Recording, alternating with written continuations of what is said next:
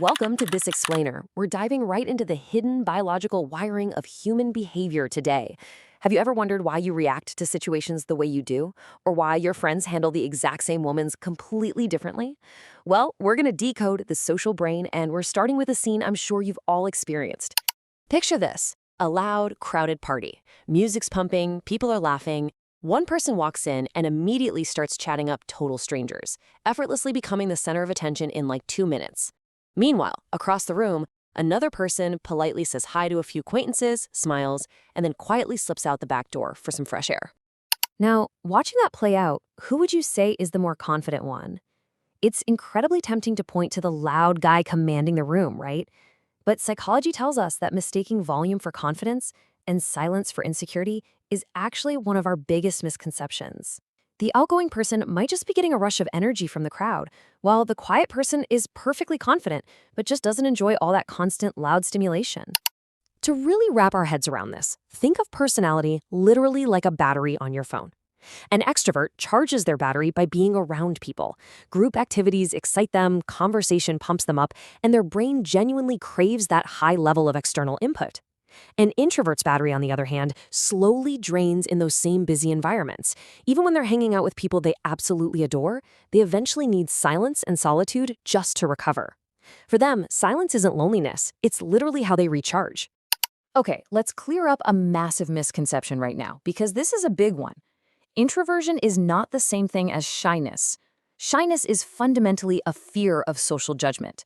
Introversion? That's just a biological preference for lower stimulation. A highly confident introvert could give a killer presentation to hundreds of people and then happily spend their entire evening alone reading a book. Extroverts, conversely, love teamwork and usually process their thoughts by speaking them out loud, which is why they bounce back so incredibly fast from social interactions. But of course, human beings aren't just black and white, right? Most of us don't live at those absolute extremes. Most people actually fall somewhere right in the middle as ambiverts. An ambivert kind of adapts their energy to whatever situation they're in. Take a doctor, for example. They might confidently and warmly speak to dozens of patients all day long, but then actively crave complete, total silence the second they walk through their front door at night. What's absolutely fascinating here is the hard biological science driving these social behaviors. We aren't just talking about changing your mood. This is about how your brain is physically wired. This whole line of thinking was pioneered by psychologist Hans Eysenck way back in 1967 with his cortical arousal theory. So Eysenck proposed this idea that personality differences, specifically between introverts and extroverts, are driven by biological variations in a part of the brain called the ascending reticular activating system, or ARAS. He theorized that introverts naturally have a lower threshold for cortical arousal. Basically, this means they're running at a chronically higher baseline of brain activity, so they are way more sensitive to stimulation right out of the gate. Here's the real kicker. Our social behaviors are essentially just coping mechanisms for our biology. Because introverts are chronically more aroused, they retreat to low stimulation environments to optimize their brain function and avoid getting totally overwhelmed.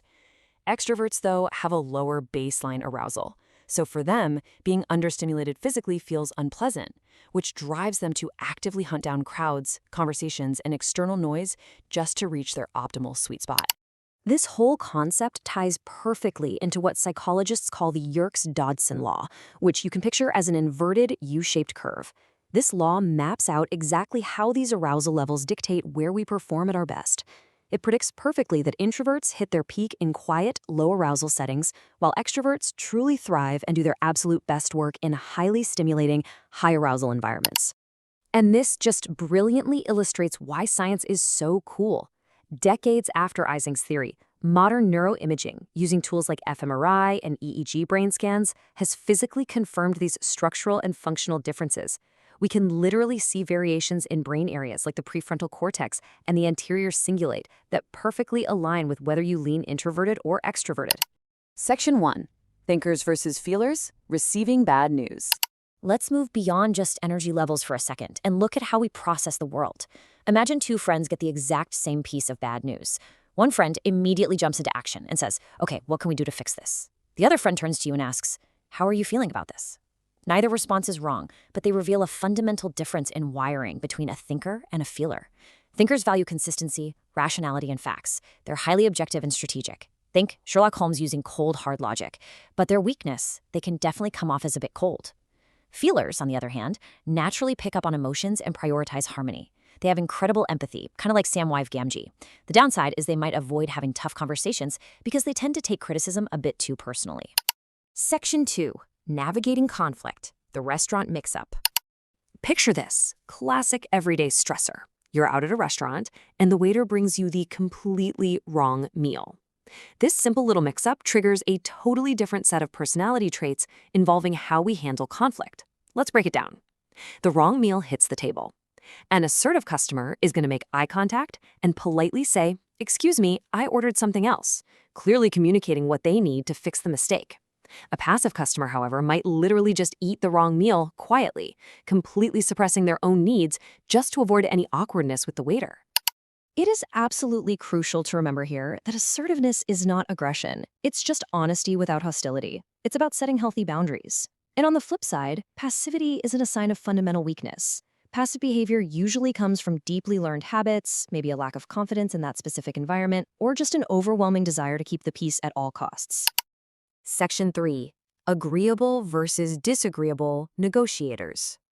Let's look at one last scenario that really tests our social wiring. Two negotiators sitting across a table, hammering out a complex deal. An agreeable negotiator approaches the table asking, how can everyone benefit from this? They're inherently trusting, compassionate, and cooperative. A disagreeable negotiator, however, asks, what is the best solution here, even if someone dislikes it? They naturally challenge ideas and love a good debate. What's absolutely fascinating is that a ton of highly successful entrepreneurs actually score surprisingly low on agreeableness. Why? Because they're completely comfortable questioning the status quo and making unpopular but entirely necessary decisions. Section 4. Can your personality change? So, after breaking down all this biological hardwiring, from brain arousal levels to ingrained conflict responses, you've got to be wondering, are we just stuck this way? Can you actually change how you're wired? Well, the answer is yes, but it happens slowly. While your core traits remain pretty stable throughout adulthood, they aren't completely set in stone.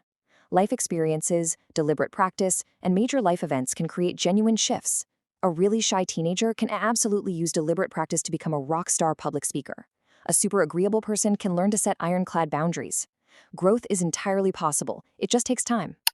Getting a grip on these differences, knowing whether someone is over-aroused by a crowd, prioritizing logic over emotion, or simply seeking harmony is honestly a superpower.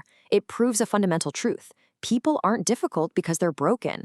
They're just operating on completely different biological software than you are. As we wrap up this explainer, I want to leave you with this really powerful reminder. To understand behavior, don't just watch what people do. Ask what drives them to do it. The true mystery of human behavior lies right beneath the surface, inside the remarkable variations of the social brain. So, the next time you see someone slip away from a noisy party, ask yourself, are they retreating in fear or are they just recharging their battery?